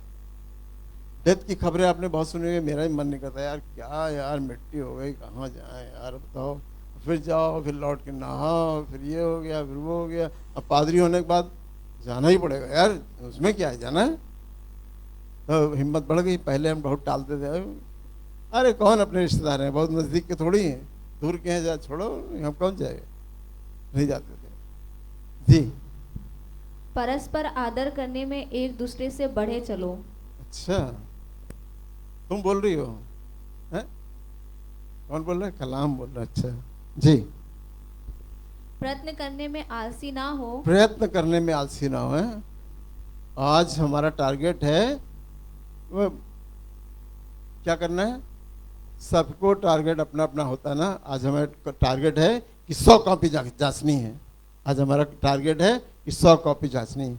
आज हमारा टारगेट है कि इतने रुपए कमाने हैं। ये आज हमारा टारगेट है कि हमको इतना काम करना है। आज हमारा टारगेट है कि हमें 2 चैप्टर तो पढ़ने ही पढ़ने हैं। आज हमारा टारगेट है कि बाइबल के 2 चैप्टर तुमको पढ़ने ही पढ़ने हैं, चाहे जितनी बाधा आ जाए। हम बाइबल पढ़ रहे थे और बिल्कुल सन्नाटा था, एकांत था, बताने में मन नहीं करता है। एक औरत ने कुछ अपनी परेशानी जल्दी से बताई, बड़ा मन खिन्न हो गया, पेन और कागज और बाइबल हम से रखी गुस्से में, सिटाएंगे लोग आ जाते हैं। हाँ बताइए, मुड़ के चले आए। मतलब ये कि हमारा मन तो वहां लगा था और हुआ ये। जी उन्माद में भरे रहो, आत्मिक उन्माद में भरे अरे रहो। भैया, लड़ाई झगड़े के उन्माद में भरे रहो, तुम तो ऐसे ही बता रहे हो। उन्माद तुमने छोड़ दिया, खाली उन्माद में भरे रहो। हैं? आत्मिक उन्माद में भरे रहो। आत्मिक उन्माद में, आज खुदा का काम करूंगा, आज मैं वहां जाऊंगा, मैं आज ये करूंगा, मैंने वहां किया, अभी वहां ऐसे करूंगा, यहाँ पे नहीं वहां पे बनाऊंगा, ऐसा नहीं करूंगा, वैसा नहीं करूंगा। आत्मिक उन्माद में भरे रहो। भरे रहने का मतलब ये है कि आप कुछ, हम बार बार जब सोचते हैं ना, तो अभी कोमल से कह देंगे, अभी काजल से कह देंगे, जब उधर से जाते हैं तो इनसे बोल देंगे कि वो बुढ़े का जो खेत पड़ा है, जो एयरपोर्ट से मुड़ते हैं, मैंने उससे जाके बात की, बहुत अच्छी बातचीत हुई, बहुत अच्छा आदमी है। और जो भट्टे वाला हम लोग को ईंटा उठा देता था वहाँ पे बिजनौर में, वो बहुत अच्छा आदमी, वो मुझे मिला था। अरे मेरी कोई बात हो, मुझे मदद हो तो बताना। और बुढ़ा उसकी बहुत मानता है, कोई मुझे वहाँ तक पहुँचा दे तो ये एयरपोर्ट के बगल में ज़मीन दे देगा और मेरा काम हल हो जाएगा। उन्माद में भरे रहने का मतलब है कि कोई विचार, कोई सोच, कोई ऑर्डर कुछ आपके दिमाग में चलता रहे कि भैया हमको खुदा की कामों में ये करना है, किराए का नहीं मिल रहा तो हम यहाँ ले लेंगे, 1000 स्क्वायर फीट दे देगा तब भी काम चल जाएगा। बनाए रहो। और कैलकुलेटर लेके काउंट भी करता रहता हूँ, ये नहीं कि छोड़ दिया। कैलकुलेटर लेके इतने की देगा तो इतने की पड़ेगी, इतने की देगा तो इतनी पड़ेगी, तो वाली बिकेगी तो इतने की बिकेगी, इसमें तो आएगा इतना आएगा। कैलकुलेट भी करता रहता हूँ। उन्माद में भरे रहो। उन्माद में भरा रहना यही आपकी तरक्की का राज है। जी प्रभु की सेवा करते रहो। जी आशा में आनंदित रहो, हम्म। क्लेश में स्थिर रहो, आशा- प्रार्थना में नित्य लगे आशा रहो। में आनंदित रहो, कलेश में स्थिर। स्थिर रहना बहुत जरूरी है ना। स्थिरता का वरदान होता है। आप पढ़ के बाइबल देखिए, स्थिरता का वरदान होता है। वरदान सबको मिल जाता है, थोड़ी दुआ हुआ करने सबको वरदान मिल जाता है कि आप स्थिर रहना सीख जाएंगे। स्थिरता का वरदान होता है जी। प्रार्थना में नित्य लगे रहो। नित्य लगे रहो। मैं जॉयस मेरे को कल ही सुन रहा था, है? जब मैं अपने कमरा बंद कर लेती हूँ तो मैं 5-5 घंटे अपने कमरा नहीं खोलता। तो बेटा कहता है मम्मी क्या मेरे लिए आज ब्रेकफास्ट बन पाएगा, क्या मेरे पास लिए आज। मैं कहती आज बेटा तू अपने आप बना ले, कितना अच्छा तू बना लेता है। मैं भी अपना कमरा बंद रखी हूँ, मैं 5 घंटे अपना कमरा बंद रखी। कल मैं जॉयस मेरे को सुन रहा था तो मैं 5 घंटे अपना कमरा बंद रखती हूँ और वो अपनी ब्रेड वेड सेक के खा लेता है। मैं 5 घंटे अपना कमरा बंद रखती हूँ क्योंकि खुदा से मुझे कुछ पाने की उम्मीद है। अगर मैं प्रचार करूंगा लोग मेरी प्रचार सुनेंगे नहीं तो मज़ा ही कैसे आएगा, क्योंकि मैंने 5 घंटा दुआ नहीं की और कल मुझे बोलना है। 5 घंटा मैंने दुआ नहीं की तो क्या हुआ, वही होगा। एक ने भी मन नहीं फिराया। लेकिन जब पौलुस और सिलास और ये सब बोलने जाते तो 300 लोग 3000 लोग एक साथ बपतिस्मा ले लेते थे और मैं भागा मनुष्य, टैंक अब की खाली रहा और कोई बपतिस्मा लेने आए ही नहीं और किसी ने अपने बपतिस्मे की बात ही नहीं करी। मैं अभागा हैं और एक भी बपतिस्मा, मैं सोच रहा था खुदा इस बार एक भी बपतिस्मा नहीं हुआ। लॉकडाउन के चलते नहीं, हमारी कमजोरी के चलते नहीं, लोगों के गंदे मन के चलते। तलाश रहा था कि इसमें कारण क्या है। अभी किसका किसका हो सकता है ये मत सोचिए कि आप लोग जो आते हैं चर्च में गिनती नहीं करता हूँ, उंगली पे गिनती करता रहता हूँ, ये इनकी बदतमीजी जाएगी नहीं, ये लेंगे नहीं, इनको इनका मन बदलाएगा नहीं, ये इनका आदत खराब हो गई है, इनको सरकार से पैसा चाहिए इसलिए नहीं लेंगे, ये ऐसा नहीं करेंगे। मैं गिनता रहता हूँ उंगलियों पे कौन कौन ये अच्छा ये सबकी गिनती लगाए रहता हूँ कि ये बपतिस्मा लेंगे कि नहीं लेंगे। नहीं तो पूरे यीशु मसीह हो जाएंगे। अरे बीमारी के लिए दुआ करा लो, चंगाई हो जाती, इतना ही क्या कम है। हम यीशु मसीह के अनुयायी बन गए, इतना ही क्या कम है। राजा मसीह आएंगे, दवा दिला देंगे, हम चंगे हो जाएंगे और दुआ कर देंगे काजल कोमल, तो फिर हमें बपतिस्मा लेने की क्या जरूरत है? बहुत तेरे लोग ऐसे नहीं, कलीसिया में सभी कलीसियाओं में ऐसे जीवन जी रहे हैं जो अभी तक सिर्फ हम यीशु मसीह को जानते हैं, यीशु मसीह हमारा मित्र है, हम बिलीवर हैं, हम विश्वासी, हम विश्वासी, हम विश्वासी, हम विश्वासी, ऐसे ठोकते ठोकते जमीन तक चले जाएंगे, हम विश्वासी। एक घर में गया, वो यही ठोकते रहे कि हम विश्वासी। हम चुपचाप चले आए, यीशु मसीह से आके हमने यही दुआ की, हमने कहा यीशु मसीह विश्वासी, तो हम लोग अविश्वासी। ये बाप दादा से चले आ रहे हैं, हम लोग अविश्वासी। ये विश्वासी ना तो चर्च आते हैं, ना कुछ करते हैं, ना कुछ करते हैं, ना कुछ करते हैं, और कौन कौन सी बातें गिना है, पर ये कहते हैं विश्वासी। और हम शादी करेंगे विश्वासी में। अभी दुआ का ऑप्शन खुलता है तो पता नहीं कितने लोग ढेर हो जाते हैं। दुआएं तो करवाना सबको अच्छी लगती हैं कि हमारी दुकान में 15,000 रुपये डेली की बिक्री है, 30,000 की कर दीजिए। एक दुकान पे गए तो वही झगड़ा में अभी का चल रहा था दुकान पे, तो उन्होंने कहा कि क्या करें। हम उसके पास गए, मौलवी मुल्ला के पास, तो उसने कह दिया कि हाँ हो जाएगा, किसी ने कुछ कराया है। वो सीधे यही कहते हैं कि किसी ने कुछ कराया है, कह रहे हम लौट आए, हमने कुछ नहीं कराया। हमने कहा कुछ नहीं कराया, किसी ने कुछ नहीं कराया है। जब हमारा आदमी दिन में पैसा सामान बेच के और गोश्त रोटी खा लेता है और रात में बियर पी लेता है, तो 200 रुपये, 250, 300 रुपये का नुकसान तो वही कर देता है। तो हम बढ़ेंगे कहाँ, हम घट जाएंगे। कभी यहाँ पर है, पैसा बढ़ क्यों नहीं रहा, कमी यहाँ पर है। अब जा रहे हैं, इसको दिखा लें, उसको दिखा लें, हमारे यहाँ कुछ और बढ़ती आ जाए। आइए अपनी बातों में चलें। तो बलिदान की बात पे आइए। तो बलिदान, दूसरा पत्रस निकालिए जल्दी से। दूसरा पत्रस पहला अध्याय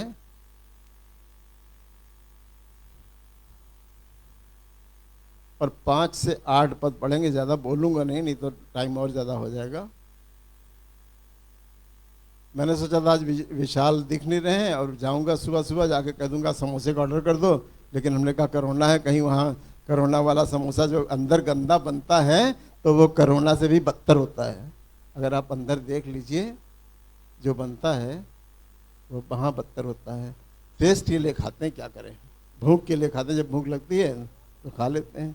और अगर बनते देख लीजिए पीछे अंदर बनाते हैं, जब आलू में तो हमने कहा नहीं यार कोरोना का टाइम चल रहा, समोसा ना मंगाओ, समोसा नहीं मंगाया। हमने सोचा पहला संडे मंगा लें जी। इस कारण तुम सब प्रयत्न करके अपने विश्वास पर सद्गुण और सद्गुण पर अब समझ। यहाँ फिर से इब्राहिम की बात दोहराइए और फिर से एक कुर्बान, अपने को कुर्बान गाह के करीब लाने के लिए तैयारी करिए। ठीक है, सबसे पहले क्या करना है जी? इस कारण तुम सब प्रकार का यत्न करके। सब प्रकार का यत्न, कितने प्रकार का? सब। अरे भैया ये कोई 16 श्रृंगार हो तो एक औरत कर ले, हैं? वो तो आसान है, 16 ही है, लेकिन ये तो सब तो बहुत बहुत बड़ी बात है, ये करना बहुत मुश्किल। लेकिन हम कहते हैं 16 में से अगर आप 2 भी कर लेते हैं या 100 बातें हैं उनमें से आप 10 भी करते हैं तो आप सीढ़ी पे चढ़ रहे हैं। कल एक कर लेंगे 11 हो जाएगा, एक साल बाद एक कर लेंगे 12 हो जाएगा, 100 बातें हैं शायद, तो सब बातें जी। अपने विश्वास पर सद्गुण, विश्वास पे सद्गुण, खाली विश्वास आ गया इतने ही, फिर हम विश्वासी, हम बिलीवर, हम तो विश्वासी, हम तो विश्वासी, हम तो विश्वासी, यही गाना गाते रहते हैं। विश्वास पे सद्गुण। सतगुण क्या होता है? क्या वो गुण है? सत्य, अच्छा सत्य, अच्छा वाला गुण। सतगुण क्या मतलब? नहीं, सतगुण, अच्छे अच्छे गुण, अच्छे गुण, सतगुण मतलब हमारे यहाँ एक है जो उन्होंने वहाँ टंकी लगवा दी, पानी की टंकी लगवा दी, और पानी टंकी लगवाने के बाद उनसे हमने बताया हमने बहुत सोशल वर्क किया, वो भी कह रही मैं भी सोशल वर्कर हूँ, ये है वो है। हमने कहा ठीक है। उन्होंने पानी की टंकी लगवा दी तो मेरी तरफ ऐसे देखते थे क्योंकि मैंने पानी की टंकी लगवा दी, मैंने पानी की टंकी लगवा दी अब पानी की टंकी लगवा दी और पानी जो है टंकी में जब लगवाते हैं तो एक वाल्व लगता है जो गो वाल्व होता है, जो टंकी जाती है जब भर जाएगी तो उठ जाएगा और पानी बंद हो जाएगा। अब टंकी लगवा दी, हजारों लीटर पानी तुम बर्बाद करा रही हो, पानी जब बर्बाद हो रहा है उसका क्या नतीजा होगा? वो नल खोल दिया गया, यहाँ से प्रेशर से जा रहा है और जाने के बाद टंकी भर जाती, पानी बहता रहता है। हमने कहा कि इसको बंद कराने का इंतजाम कराइए। अच्छा ठीक है, बंद कराइए। आपने अच्छा वो बता दिया, अच्छा वो बता दिया। फिर कुछ दिन बीते, हमने देखा कि बंदर ने टंकी खोली और बंदर खूब पानी छप पी रहे हैं, और आरओ लगा है बहुत बढ़िया वाला, और 2 नल लगे हैं बहुत बढ़िया वाले पानी पीने के, और आरओ लगा है बढ़िया वाला, और शेड लगा है, और टंकी में बंदर खुद झपाझप, गर्मी भी धूप थी बहुत, डुबकी लगाए, बाहर निकल के आए, उसमें खूब पानी पिए। और इसके बाद हमने उनको कहा, हमने कहा कि आइए हम कैमरे में हैं, हम बताना नहीं चाहते ज़्यादा, बड़े बड़े जो है लगा के हम कहे वो इनके लिए तो एक क्या बताएं, दूध तो पीते ही हैं लोग और वो भी पीते हैं। तो खैर ये बहुत अच्छा है कि वो वाला बंदर वाला पानी पी रहे हैं, इनके लिए अच्छा फायदेमंद है।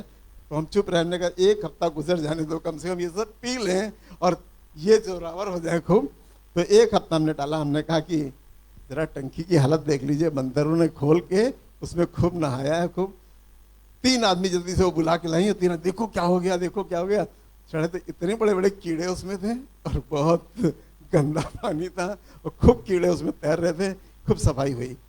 तो बताना ये चाहते हैं कि सतगुण, भलाई कर रहे हैं, भलाई में भी तो भलाई और अच्छी, अरे भलाई और अच्छी करो, अरे अब भलाई में भी और कमी है, उसको और अच्छा करो। हम लोग करते रहेंगे तो उसमें कमियां निकलती ही जाएंगी। जैसे इसमें कमियां निकलती गई, नल इतना ऊंचा लगा दिया, लोग ऐसे पी रहे हैं तो कपड़े से भीग रहे हैं।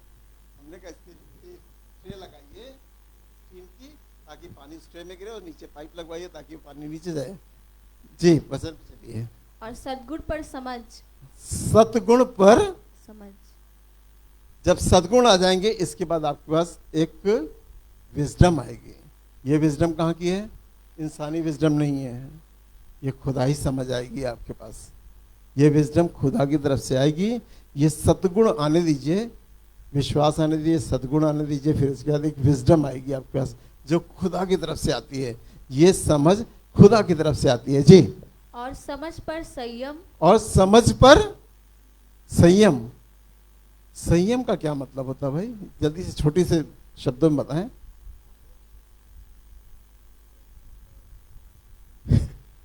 बहुत चुप बैठे किनारे पीछे। संयम है, सेल्फ कंट्रोल है। संयम, सेल्फ कंट्रोल। सेल्फ कंट्रोल इतना होना चाहिए, मैं सबको मालूम है तो खोल के क्यों ना बताऊं। आर्मी कॉलोनी में शॉप करता हूं तो सब आते हैं, सबके पास गन होती है, वो है, ये है, तो हमने सबको बताते हैं कि हमने बाइबल पढ़ी है और बाइबल कहती है मैं तुम्हें बनेले साड़ों के बीच में भेजता हूँ। मैं तुम्हें बनेले साड़ों के बीच में भेजता हूँ ताकि उनमें काम करो। बनेले साड़ तुमको मार नहीं पाएंगे, बनेले साड़ों के बीच में। मैं सबसे क्या बोल, हमारी तो बाइबल कह रही है कि मैं तुम्हें बनेले साड़ों के बीच में भेजता हूँ। जंगल में रहने वाले साड़ों के बीच में, ये जंगली होते हैं सब, ज़्यादातर जो फौज में भर्ती होते हैं, तो बड़ा गाँव से इंटीरियर जी। और संयम पर धीरज। हाँ, और धीरज पर भक्ति। अब सब भक्ति बहुत सबसे लेट आई भाई, भक्ति सबसे लेट आई जी। सब बातों को पूरा करते हैं, इसके बाद आपके पास भक्ति आ जाएगी जी। और भक्ति पर भाईचारे की प्रीति, और भाईचारे की प्रीति पर प्रेम बढ़ाते जाओ। सब चीज़ों के बाद अब क्या चाहते हैं? भाईचारे की प्रीति और प्रेम को इंक्रीज क्या करना है? लास्ट में हमें सब कुछ पकवान पक गया, अब क्या करना है? इंक्रीज क्या करना है? क्या चीज़ करना है? बढ़ाना किसको है? प्रेम को। प्रेम को बढ़ाना है ना, प्रेम को बढ़ाना है। मेरे पास भी बहुत कॉलें आती हैं, देखिए अभी कॉल आ रही हैं लगातार, हम देख रहे हैं वहाँ, यहाँ से देख रहे हैं अपने फ़ोन पे कॉल आ रही हैं, लेकिन हम प्रेम को बढ़ा रहे हैं जी। क्योंकि यदि ये बातें तुम में वर्तमान रहें, अगर ये बातें तुम में वर्तमान रहें, भैया 3 टेंस होते हैं ना मोनी, कौन कौन से होते हैं? हाँ, फ्यूचर टेंस। ये फ्यूचर टेंस की बात हो रही है, प्रेजेंट टेंस की बात हो रही है। अगर ये तुम में वर्तमान रहें, वर्तमान मतलब रनिंग में रहें, ये हमेशा कंटिन्यू बनी रहे तुम्हारे साथ जी। और बढ़ती जाएं। और बढ़ती जाए। हाँ, हर एक चीज़ तो आदमी बढ़ाना ही चाहता है कि हमारी सैलरी बढ़ती जाए, इंक्रीमेंट लगता जाए, ट्यूशन बढ़ते जाए, शॉप बढ़ती जाए, बिजनेस बढ़ता जाए, ये बढ़ता जाए, सब बढ़ती जाए।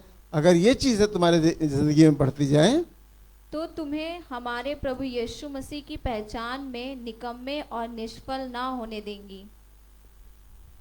ये वाली बात, इतने से इतनी बातों का सिलेक्शन हमें चाहिए, खुदा को चाहिए कि इतनी बातें पूरी करके आओ, तब हमारे यीशु मसीह में तुम्हें निकम्मा नहीं ठहराया जाएगा,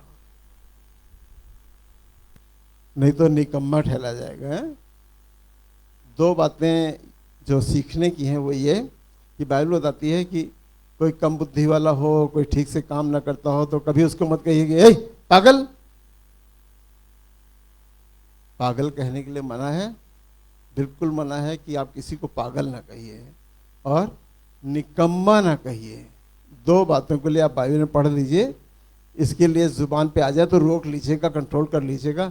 इसका आपको मतलब शाप के बदले शाप मिलता है, इसका पलट आपको मिलेगा जरूर, क्योंकि लिखा है जो तुम्हें आशीष देगा, जो तुम किसी को आशीष दोगे तो मैं तुम्हें आशीष दूंगा, मैं तुम्हें आशीष दूंगा। आशीष हमें पाने के लिए क्या करना पड़ता है? दूसरों को देना पड़ता है आशीष, तब हमें आशीष मिलती है। अगर हम दूसरों को पागल कहेंगे तो पागल हमारे पास लौट के दिमाग में आएगा, हमारे पास निकम्मा कहेंगे तो निकम्मापन हमारे अंदर आएगा। और तुम इन बातों को पूरी करोगे तो यीशु मसीह की सब बातों में निकम्मे न ठहरे जाओगे। और जब निकम्मे नहीं होंगे तो क्या है, हम बलिदान चढ़ने के योग्य बन जाएंगे। हमें क्या बनना है, हम बलिदान चढ़ने के योग्य बन जाएं। कोई भी जानवर जिसमें अच्छे गुण ना हो, अब मैं जुबान खोलूं या ना खोलूं मुझे समझ नहीं आ रहा है, बकरों को मतलब बधिया करा दिया जाता है क्योंकि वो कुर्बान गाह पे जाएंगे, कोई गलती ना करें। तो कुर्बान गाह पे उन बातों को छोड़ दीजिए, लेकिन कुर्बान गाह पे जाने के लिए हमें क्या करना है, इन बातों से होकर गुजरना है। हम नहीं कहते कि आप जितनी लिखी सब पूरी कर लोगे, हम पूरी कर लेंगे, हाँ हम भी नहीं कर पाएंगे, पर जो कर सकते हैं, जो हो सकता है, जो कर सकते हैं, कोई हमने 15 साल की उम्र में की थी, कोई हमने 25 साल की उम्र में की थी, कोई 40 साल की उम्र में पूरी कर रहे हैं, कोई 60 साल की उम्र में पूरी कर रहे हैं, कोई 65 साल में कर रहे हैं, कुछ मरते मरते पूरी करेंगे। जो हो सकेगी वो करेंगे, नहीं हो सकती तो भाई ठीक है। किसी ने शराब छोड़ दी, खुदा की एक बात तो उसने मान ली। किसी ने तंबाकू छोड़ दी, खुदा की एक तो बात मान ली, और खुदा का डर उसके दिल में है। तो इस तरह से हम कुर्बान होने की चीज बन जाते हैं। यीशु मसीह क्या था, क्या कहते थे उसको, यीशु मसीह को एक नाम दिया गया, निर्दोष मेमना। निर्दोष मेमना। क्यों? उसने झापड़ खा के झापड़ नहीं मारा, उसने थूकने वाले के ऊपर थूका नहीं, उसने गाली देने वाले को पलट के गाली नहीं दी। तर्क पे तर्क, बात की बात उसने जरूर करी है। फरीसियों को डांटा है, फटकारा है, वचन के द्वारा करा है, पर उसने अपने आप को बचाकर निर्दोष रखा है। और हमें भी सब बातों को मिलकर, जितनी बातें आज बताई गई इब्राहिम से लेकर अब तक, वो हमें इस मुकाम पे लाती हैं कि हम अपने आप को निर्दोष, दोषी नहीं, अगर हमारे पर दोष लग जाए ना, हम दूसरों से बातें करते तो कहते हैं कि क्रिश्चियन गिरा सा गिरा क्रिश्चियन होगा, जाके जेल में जाओ और गिनती करके बताओ हमको कि कितने क्रिश्चियन लोग जेल में बंद हैं। इस इंडिया की बात कर रहा हूँ। इस इंडिया में, हमारे यूपी में तो बिल्कुल 0% होगा, बहुत कोई जेल में बंद है ही नहीं। क्राइम तुम्हारे पास है, तुम लोग क्राइम करो। दूसरी जातियां, हम जातियों का नाम नहीं लेते, जातियां जाके क्राइम करें, पर क्रिश्चियन अगर बिलीवर है और चर्च जाता है तो जल्दी जल्दी गाली में नहीं बकता है। मारने और झगड़ा करने और क्राइम की बात तो दूर रही, लेकिन आज तक लोग कहते हैं 2 बोरी चावल देकर क्रिश्चियन बना लेते हैं। व्हाट्सएप पे आता है ना, और फेसबुक पे भी दिखाते हैं। तो वो आदमी बहुत साफ साफ बात कहता है फेसबुक पे, कहता है अगर हम 2 बोरी दे के चावल और एक आदमी को क्रिश्चियन बना दे, तो तुम 10 बोरी चावल देकर उसे हिंदू क्यों नहीं बना लेते, अपनी जाति में क्यों नहीं कर लेते हो, हैं? अगर हम पैसा देते हैं, एक पूर्व मुख्यमंत्री बोल रहे थे बिहार के, वो कह रहे थे कि जब उन्होंने झारखंड में गरीब तबके के लोगों को उठा के, जो नंगे घूमते थे, बच्चों को कपड़ा पहनाकर और उनको अपनी ड्रेस सिलवा के देकर और अंग्रेजी पढ़ाकर IAS PCS में बना के उठा के खड़ा कर दिया, तो तुम भले हो या वो भले हैं, तुम उनके साथ रहेंगे कि तुम्हारे साथ रहेंगे? या तो समानता का अधिकार लाओ। शिक्षा में भी हिंदी मीडियम बिल्कुल टोटली बंद, और हिंदी मीडियम बंद करके सिर्फ इंग्लिश मीडियम चलाओ, गरीब के लिए भी, अमीर के लिए भी, उनके लिए फॉरेन में है, ये नहीं समझेंगे। यहां सबने क्या लिखा है, सबसे ज्यादा स्कूलों में क्या लिखा रहता है, आर्मी पब्लिक स्कूल, क्या लिखा रहता है? और कौन से स्कूल है भैया पब्लिक वाले, बताइए जरा कोई नाम। Lucknow public school. Public school का मतलब जानते हैं? फॉरेन चले जाइए, US में मालूम हो जाएगा। आपका बच्चे का लंच, ब्रेकफास्ट, ड्रेस, सब चीज फ्री, और एजुकेशन उसी लेवल का, एजुकेशन उसी लेवल का, अंग्रेजी उसी लेवल की। ये है पब्लिक स्कूल। अरे सीख कर तो आओ, जहां खुदा के लोग पाए जाते हैं वहां से सीख कर तो आओ। तो आर्मी पब्लिक स्कूल और पब्लिक स्कूल का मिलान तो करो। ये है हमारे खुदा के लोगों का। और मसीहत जो हमने आपको सिखाई हमारे यहाँ आप लोगों में पाई जाती है, लोगों में पाई जाती है, एक लिमिट में पाई जाती है। थैंक यू के बाद कोई बोलेगा तो हमको क्या बोलना है, सब चीज़ें हम लोग निभाते हो करते हैं। पर बहुत से लोगों के साथ आप कुछ भी कर दीजिए, वो थैंक यू भी नहीं बोलेंगे आपको। पर वचन बताता है कि इब्राहिम ने अपने बेटे को कुर्बान किया। हमें अपने आप को कुर्बान करने की तैयारी करनी है। हमारी कुर्बानी नहीं ली जाएगी, पर उस तरह से तैयार करना है, आत्मिक रूप से तैयार करना है। और तैयारी इस बात की कि हम धार्मिकता के तौर पे तैयार रहें। आइए दुआ मांगे। प्रभु यीशु मसीह, हम धन्यवाद करते हैं, आप सच्चे हैं, आप जीवित हैं। इस देश को आपकी ज़रूरत है। इस देश को आपकी ज़रूरत है कि आपके द्वारा लोगों की जिंदगियां बचाई जाएं, लोग अंधकार से निकलकर ज्योति में आए। जो काम तूने हमें सौंपे हैं हम बखूबी उन्हें अंजाम नहीं दे पाए। नीड है